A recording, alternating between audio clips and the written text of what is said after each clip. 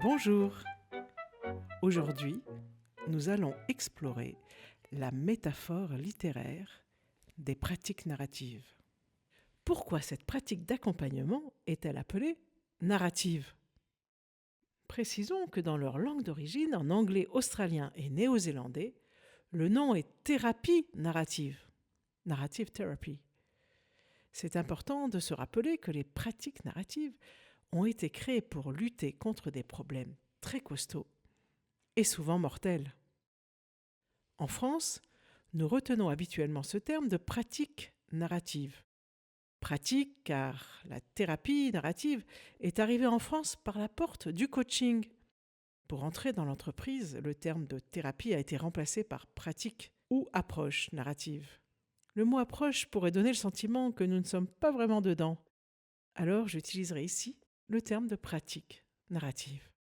Le mot pratique permet de souligner que les découvertes des fondateurs prennent racine dans la pratique de la relation d'aide, dans les 1001 tentatives et initiatives pour vraiment éloigner les problèmes qui pourrissent la vie de leurs patients et honorer leurs histoires préférées. Les influences d'inspiration se retrouvent bien plus dans la philosophie, l'art, la littérature, l'anthropologie que dans les théories psychologiques. À ce sujet, je vous conseille la lecture de la petite bibliothèque des pratiques narratives pour explorer les principales sources d'inspiration de la thérapie narrative. C'est dans ces sources d'inspiration multiples que Michael White a exploré ce qu'il aurait peut-être pu appeler sa quête. C'est des histoires de vie vivantes, rendues belles par des expériences sûres et libres de liens d'affection avec d'autres êtres vivants. Alors pourquoi narrative ? Au départ, Michael White avait proposé le nom de thérapie littéraire. Il semblerait que l'éditeur de son premier livre, coécrit avec David Epstein, ait choisi le terme plus large de thérapie narrative. Même si le mot de littérature est sorti du nom, l'idée reste. Nous sommes bien ici, dans une proposition de métaphore littéraire pour notre geste d'accompagnement. Alors en France, pays littéraire, où les lettres constituent une de nos bases culturelles, cela pourrait bien éveiller notre curiosité. Nous avons l'expérience de la littérature comme source d'enseignement de la vie et de restauration de la beauté. Nous avons à l'école été initiés à la puissance de la poésie qui parvient en quelques mots à contenir le tout et à ouvrir les possibles. La légende raconte que lorsque Michael White est venu en France pour la toute première fois, il était très impressionné d'enseigner dans le pays des grands écrivains, des philosophes et des poètes. Il n'est pas sûr que nous ayons été toujours à la hauteur de cette réputation.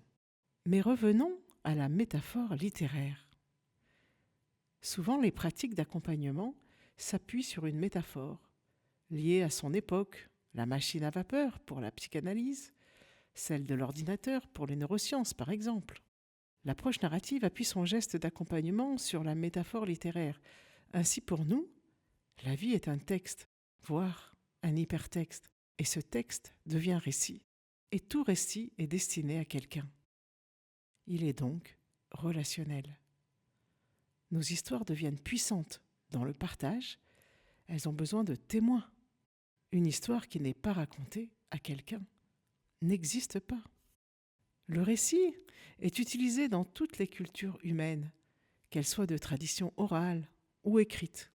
Ce sont les grands récits, des mythes, des mythologies qui permettent l'existence des sociétés humaines, mais aussi celle des nations, des organisations. Les grands récits créent de l'unité. Nos identités se nourrissent de grands récits qui deviennent ce que certains praticiens narratifs appellent des histoires dominantes. Nos identités se nourrissent aussi des petits récits. Ces petits récits qui relient une expérience singulière à une autre expérience singulière, la mienne, la vôtre et d'autres encore, qui se tissent comme une tresse pour créer une histoire solide de nos vies, au passé et au futur. Les récits sont destinés à être racontés. Ils prennent leur sens lorsqu'ils sont entendus par d'autres, puis partagés. Lorsque je raconte quelque chose sur ma vie, cette histoire a le pouvoir de constituer une nouvelle expérience pour les autres qui écoutent. Ce qui m'est arrivé, c'est peut-être ce qui aurait pu vous arriver, ou ce qui vous est déjà arrivé, et de ce fait, mon histoire devient commune et partageable avec d'autres. Cette nécessité pour exister de partager nos histoires est tellement importante que nous les humains avons inventé d'innombrables façons de le faire. Par le biais de peinture, de danse, de livres, de photos, de cinéma, de coaching ou de thérapie. Alors, quelles sont les histoires que les praticiens narratifs recherchent ? L'approche narrative s'enracine dans la psychologie populaire, inspirée de la philosophie intentionnaliste. La philosophie intentionnaliste des pratiques narratives, c'est l'idée que notre identité est constituée de nos intentions pour notre vie. Et pas n'importe quelles intentions, il s'agit bien de nos intentions relationnelles. Michael White était très inspiré par les idées de Jérôme Brunner, qui développe l'idée que les identités des personnes se construisent de la même façon que se construisent les histoires. Elles se structurent par la relation, puisent leur force et leur sens dans les relations entre les personnages. Inspiré par cette idée que l'identité se forge dans les liens relationnels qui donnent du sens à l'action, et donc à la vie, le praticien narratif va chercher des histoires qui renforcent ce récit avec des questions autour de qui je deviens et pour qui. Dans la question pour qui, il y a les personnes qui nous ont transmis des éléments importants que nous cherchons à honorer, des valeurs, des rêves, des engagements. Et dans la question pour qui, nous essayons de découvrir à qui la personne accompagnée veut transmettre ce qui lui a été transmis. Les questions qui je deviens et pour qui interrogent le fondamental. Comment la personne accompagnée veut contribuer au monde, sa façon à elle de participer à l'humanité et la façon dont l'humanité accueille son intention. Ainsi, les petits récits rejoignent le grand récit. Ce sont ces histoires-là que le praticien narratif cherche à retrouver, à relier et à tresser. Ce sont ces histoires-là qui créent de la beauté et de la dignité dans la vie des personnes accompagnées. Prenons l'exemple de Benoît. Il demande un accompagnement pour sa prise de poste comme chef de service en traumatologie. Il me dit « J'ai fait médecine, j'ai fait mon internat à Montpellier pour devenir chirurgien, j'ai fait plusieurs secteurs de la chirurgie. » Benoît me raconte tout ce qu'il a fait. Il me présente son histoire par le paysage de l'action. C'est une histoire plate. Nous allons déplier cette histoire ensemble pour l'enrichir dans sa dimension relationnelle. Je lui demande « Est-ce que vous vous rappelez la première fois où vous avez partagé ce projet de devenir chirurgien ?» Il me répond « Au départ, je ne savais pas que je serais chirurgien. Ma mère était médecin généraliste. Je suis allé en médecine à reculons. Ma mère était très fière lorsque j'ai démarré mon internat. J'étais un peu gênée. Je savais que je marchais dans ses pas. Et j'ai voulu tracer ma propre voie. » L'histoire devient très intéressante. Est-ce que marcher dans les pas et tracer sa propre voie est important pour lui ? Alors nous déplions l'histoire de sa propre voie, celle de la traumatologie. Il me relate la difficulté de cette discipline et la nécessité d'être créatif et d'avoir du sang-froid. Il me confie ses espoirs de sauver des vies de la violence des accidents. Je lui demande des anecdotes pour enrichir cette histoire et il se souvient de situations d'urgence lorsqu'il a dû évacuer des caillots sanguins qui bouchent le cœur des patients. Par exemple. Je lui demande si quelqu'un a pu lui apprendre un jour à être créatif avec du sang-froid face à la violence. Alors Benoît me parle de son père, procureur de la République. Il me dit « J'ai été accoutumé à la violence. Mon père voulait remettre le social en place. Il combattait la violence sociale. » Benoît décide de réparer ce qui est parfois les effets de la violence sociale. Benoît marche sur les pas de ses parents et il trouve sa propre voie pour réparer les corps et parfois les cœurs. Racontée dans le paysage de la relation, l'histoire plate du départ devient passionnante. Elle se vit avec les émotions de l'affect. Benoît redécouvre le sens de son engagement. Il met des mots sur la beauté de sa profession. Cela l'émeut beaucoup. Et moi aussi. Et à la fin de la première séance, il savait exactement quoi dire à ses équipes lors de sa prise de fonction officielle quelques jours plus tard. Et c'est une histoire d'émotion qu'il va pouvoir raconter. Voyez, des intentions de vie qui seraient seulement au service d'un résultat. L'action pour l'action n'aurait pas de sens. Les histoires d'action sans lien se déroulent dans le monde du vide. Un récit sans lien affectif appartient au monde des machines, de la technique. C'est ce qui se passe parfois dans les communautés de travail où seule l'action qui mène à un résultat est reconnue. Lorsque les collaborateurs réclament de la reconnaissance, ce n'est pas de la reconnaissance de leur action seulement dont ils ont besoin. C'est aussi la reconnaissance que leur action a une utilité dans la relation avec leurs collègues, leurs managers, leurs clients. Nous reparlerons de tout cela.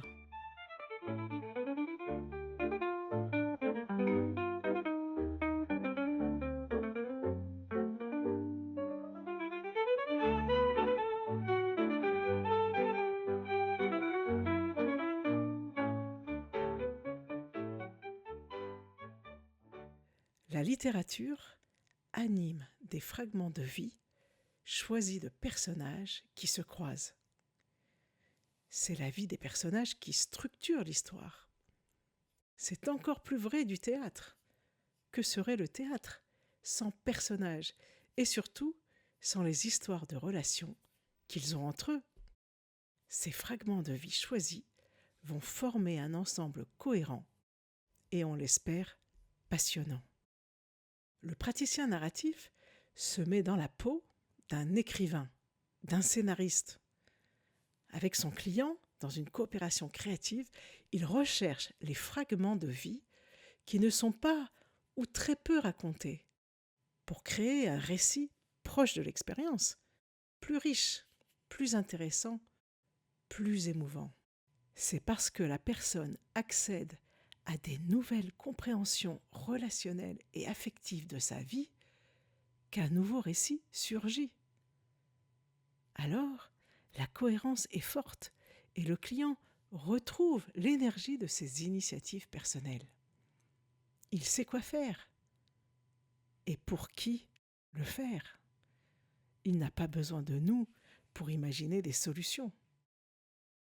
La relation, l'action, l'intention se tressent pour devenir un récit solide qui redonne de la dignité et de la beauté à l'histoire de nos vies.